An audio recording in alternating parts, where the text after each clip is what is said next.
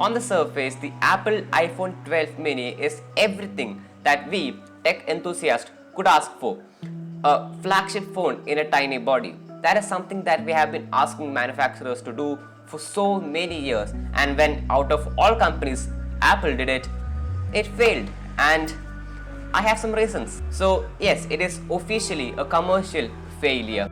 Apple iPhone 12 mini constituted of just 6% of all the sales of iPhones that Apple did in the previous year, and it will be discontinued in the second quarter of 2021. If that's to happen, assuming that the iPhone 12 mini is discontinued before the June of 2021, it will be the fastest iPhone ever to be discontinued within just 7 months.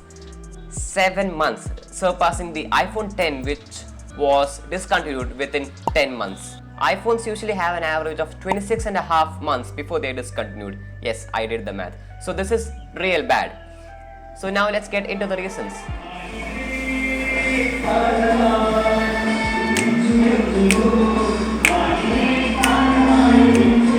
So the iPhone 12 mini had a starting price of a whopping rupees 69,900, almost 70,000. That is just straight up bad pricing. I honestly, when they were launched, thought that they would price it to be closer to the S20 FE and the OnePlus 8T. But to go on and price it and even more 20,000, that's just poor pricing. That is a high rate of Apple tax that is being applied on the iPhones. What made it even more sore is that the base variant, for which the 70,000 the starting price was just 64 GB. In 2021, I feel 64 GB is too less. It should have been 128 GB. It's a shame. Add to the fact that there were far better phones, even iPhones, at a far lower cost. This was really poor pricing, which is exactly my next point.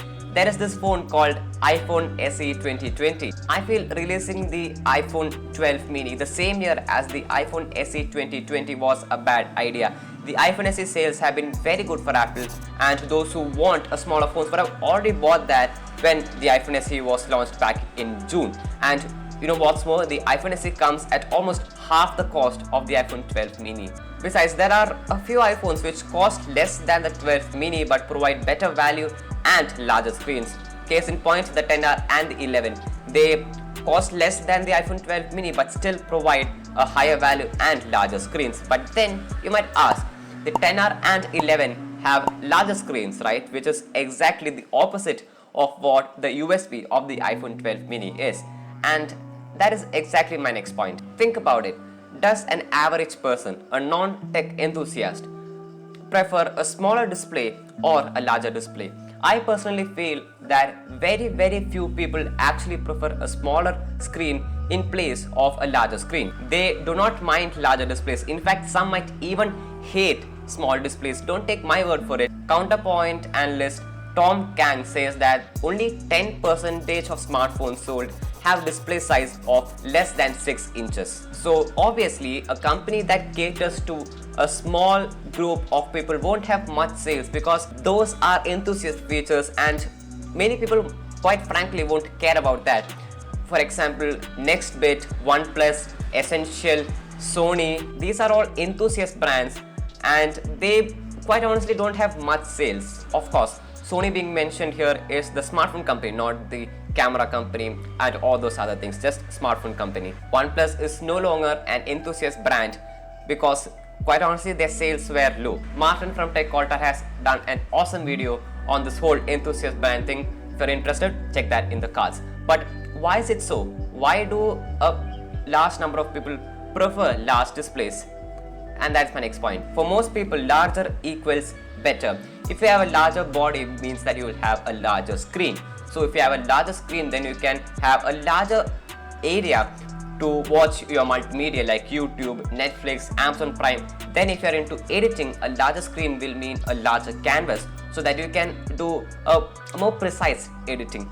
Then if you multitask, then you have a bit more real estate when it comes to multitasking. But more importantly, a larger body will mean a larger battery, which I think was a deciding factor in the iPhone 12 mini. While the battery life on the iPhone 12 mini as per reviews, I have not tested it, was actually decent thanks to Apple's software tricks. There is no actual substitute to a larger battery, and this affected the buying decision of many people, and many people swayed from the 12 mini to the larger 12 and the 12 Pro and an even larger 12 Pro Max.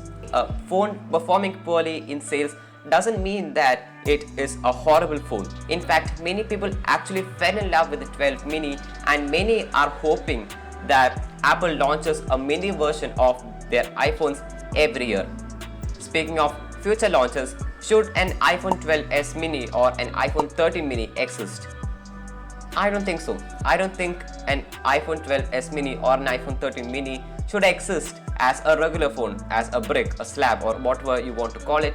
I don't think it should exist as a regular phone. I think it should exist as a foldable. You know, there are rumors that Apple is working on a clamshell style phone, and I think that is the only way that the iPhone 13 mini should exist. And with the low sales number, I think that is the route that Apple is going to take. I am very much excited for the iPhone Flip.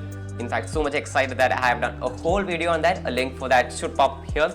So if you are interested, make sure you watch that. And with that, those were some of the reasons that I think the iPhone 12 mini failed. If you have any more reasons, just let me know in the comments down below. And also, we just crossed 200 subscribers. That means really a lot to me. I know for you who watch creators with millions, hundred thousands, lakhs, crores of subscribers, this 200 might not seem large for you, but for me it is massive. So thank you to everyone who has subscribed to this channel, and to the 72% of people who has not.